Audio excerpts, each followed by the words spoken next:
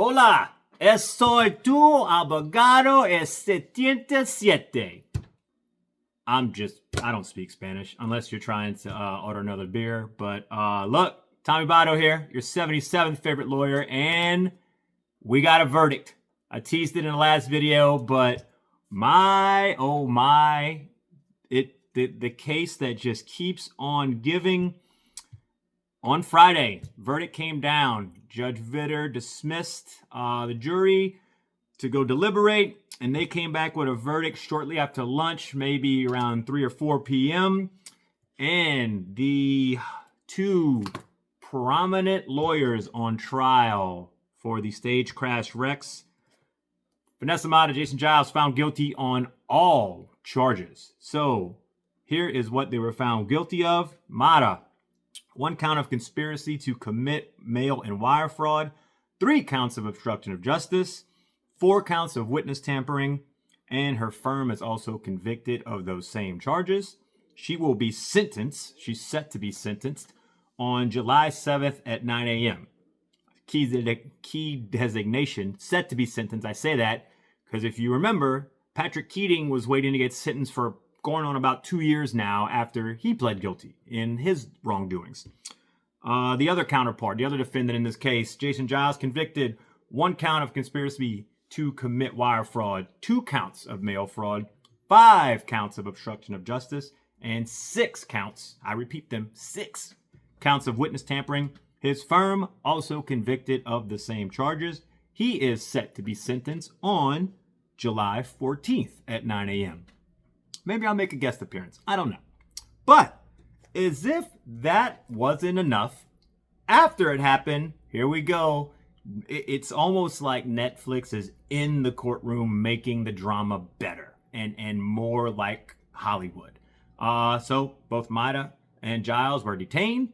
And what happened is the judge dismissed herself to her chambers to decide if they would be remanded in the courtroom prior to her decision, if she was going to keep him in custody. Shortly after Vitter went back, Mata rushes to her mom and her daughter and tries to console them because they are freaking out. Now, look, I know you've probably seen some real-life court cases after verdicts reach, maybe in like a murder trial, things of that sort. The family's just all emotional. Sometimes you'll see like a loud, oh, gasp, or oh my Lord Jesus, whatever that may be. That's what you got here. But wait, there's more. After Mata rushes to her mom and her daughter, Mata's mom passes out. I mean, just completely faints. Security guards are screaming for medics. Mata and her daughter become inconsolable, freaking out that her mom is like now incoherent. Mom starts screaming mommy for her mom. The daughter starts screaming mommy for Mata. And in the middle of this, Mata just blows chunks everywhere. So as people are worried and tending to the grandma, Mata's mom, Mata's having her own episode, throwing up, and it's just, it's a shit show. It's made for TV courtroom drama, and you know what? We got it. So that's all happening. Mata's defense team starts giving her water. The note that Giles was also seen talking to his mother and his son prior to the collapsing of the Mata family. So all this is going on. EMS is rushing to the scene. There was also some notes of earlier, maybe, I don't know exactly at what point, but Mata's mom told something to Mata's ex-husband, exchanged words, and they had to get like the police involved because they were exchanging words and not nice pleasantries, I guess. Probably have a not good relationship. It's been rumored that Mata's ex-husband said something about they've been faking some health stuff, according to their daughter, being like ill. You know, that's kind of been a little newsworthy. But yeah, just a whole lot of stuff going on the Mata camp. But all this is happening. Then Vitter comes back into the courtroom. She announced, hey, you know what? I'm not clearing the courtroom. Everybody stay in here. This is a circus. This is going on enough. Make way for the medic. Let him tend to all the people. She goes back into the chambers, then comes back in to announce her final decision, and she's going to detain Mata and Giles. And so essentially what that means is she's saying, hey, y'all are not free to go until sentencing. You're being detained. You're going to get held. Y'all were both convicted of witness tampering. There's a second trial in August dealing with the murder of Garrison that's going to utilize some of these key witnesses. One of you, Mata, was accused of trying to pay Garrison to buy him out to leave the country, so you wouldn't testify. So a lot of shady stuff going on that relates to that trial. So, there's definitely evidence that Mata's fiance, Al Fordish, was conspiring to kill Garrison. So she's just like, hey, there's too much stuff going on. There's evidence in the record that's going to come out. I think that since the jury found without a reasonable doubt that y'all are somehow tied into all of the stuff going on with the killing of Garrison and the witness tampering and the stuff that you did that you were just found guilty of, y'all are not free to go. Y'all are going to be detained. And, that because of everything, specifically with Giles, that he knew he was being investigated, pointed to text messages that were shown during the trial, recorded conversations that with people he knew to be witnesses against him. So there's a lot of wrongful stuff going on. Therefore, you're detained. After that happens, Mata's bent over crying all over a table. I don't know if she's still where she threw up, but just a lot of stuff going on. So that's what it was. At one point, Mata's mom makes a remark to Mata's ex-husband that required a U.S. Marshal to intervene. At that point, court was cleared before Mata or Giles were handcuffed and taken into custody. And there you have it. So with all the fireworks, with all the snazzy and crazy and interesting drama we've already got, now we've got this. Outside the court, all the attorneys, gave their victory laps or their concessions.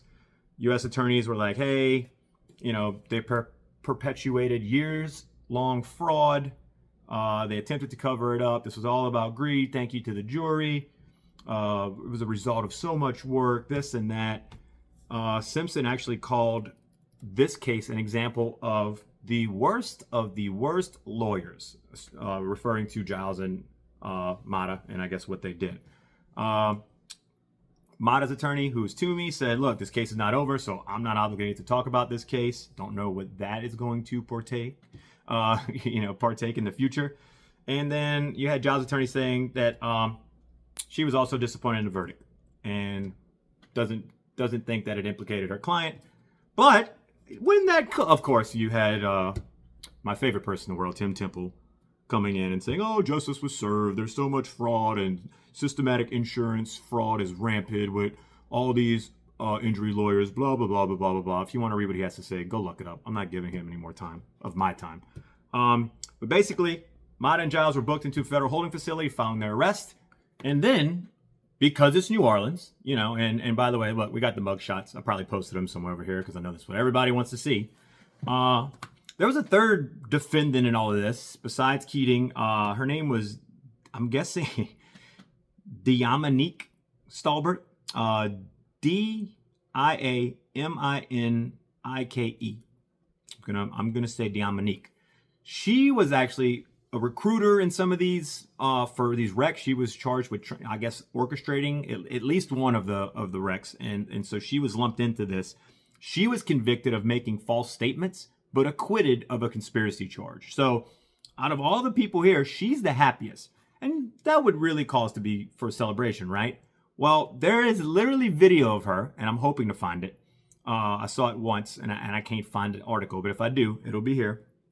Walking out into the street, people are trying to interview her. She's with her lawyer, and she's walking across Poydras Street down there outside the courthouse, and there's some car playing music. She starts dancing and twerking in the middle of the street, celebrating her victory in the legal system. So, yeah, I couldn't have scripted a better New Orleans ending. We shall see what happens, if anything happens with the sentencing and the convictions, if there's any appeals or anything like that. I'm not a federal criminal lawyer, so I'm not as well versed in that process as somebody else who, not like these, political commentary people. But there you have it. There's your NOLA Staged Wreck update and likely the final one. I am still looking around. That I've been, I guess you could say, tipped off. My sources have enlightened me on a couple other things that might be tied into this, so we shall see.